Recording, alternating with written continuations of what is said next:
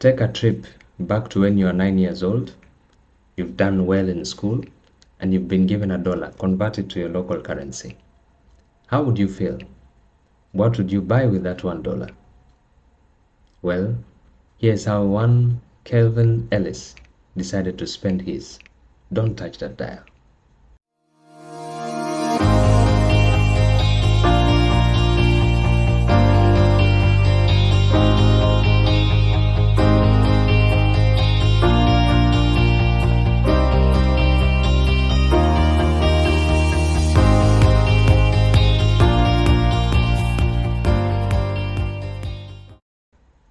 So on this Good Friday morning, Matthew Busbice is woken up by the shrill sound of the fire alarm in his building, and he dashes out to check on what's going on, of course alarmed by the sound of danger, only for him to get to the ground floor and realize, well, it was just a false alarm, nothing much. So at that point he's disillusioned, wondering, okay, now what happens? I've just woken up, and all of that. And he decided, let me go and get some coffee, at least to help me, sober up a bit. So guy takes a hood and goes to there's a cafe just opposite where he lives, and so he steps in there, and he doesn't look like the multimillionaire he is because of the way he's dressed in a short jumper and hood, anyway, and a cape. So he pays for his coffee, then remembers, well, I didn't pray. So he steps out onto the patio of the shop to just say a word of prayer as the coffee is getting ready. Meanwhile, on the other side of the street, young Kelvin Ellis has come with his dad for an eye care appointment. His dad needed to get something checked with his spectacles. So Kelvin notices this fellow who is standing outside the coffee shop, and he realizes that this must be a homeless man, the homeless man I've been wanting to help. So anyway, Kelvin begins to approach Matthew. Matthew is praying, but of course when you're outside you don't close your eyes completely. So he notices there's a black kid coming at me, and his arm is folded. So he wonders, is this kid coming to attack me or something? And so he also clenches his fist in readiness, just for self-defense. But then, can you imagine what happened next? Matthew was taken aback because the boy stretched out his hand, and there was $1 bill, and the words that came out of his mouth would have made Matthew cry if he was a lady.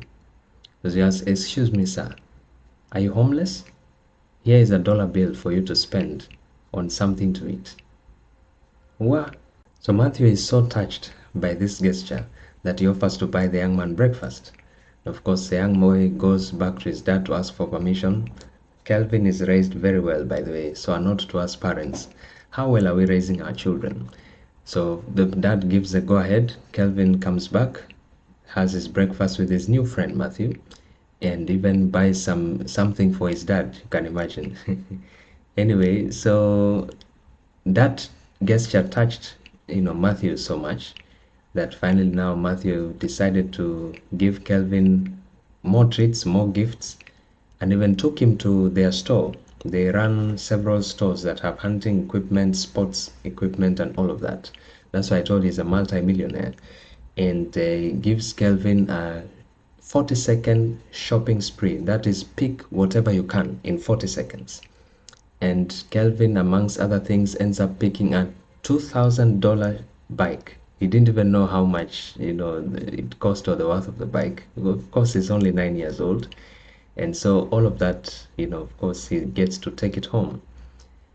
But the story is, touched me and touched many people. I'll put the link for you to watch it, more, because this is just a young boy, and it's just $1 he has, and he was asked, why give out the only dollar, the only money you had. He said, I have been wanting to help a homeless man for so long, but I didn't have money. So this day I saw I have a golden opportunity. I have my $1, I can help this homeless man. But the homeless man turned out to be a multi-millionaire. And so Kelvin has earned himself a very good friend for life. and of course, many other gifts on top of the $1 that he was willing to give. So I think to sum it up, I will leave you with the words of our Lord Yeshua, who said, "It is more blessed to give than to receive." The story of Kelvin illustrates that so well. So what good can you do today? What good can you do with at times just a little $1 that you have? It may not be a dollar, it may be a minute you have to listen to somebody, and you can do good and you can encourage them and share God's love. Shalom Aleichem and God bless you. I hope you're inspired. See you next time.